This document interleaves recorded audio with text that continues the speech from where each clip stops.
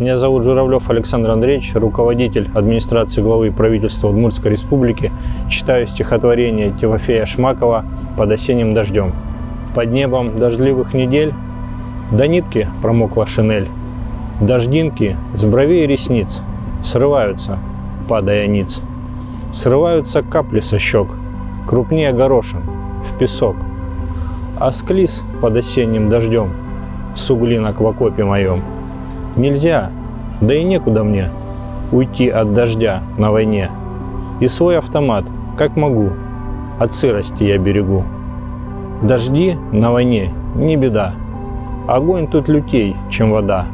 В бою никому не секрет, ни стужи, ни сырости нет.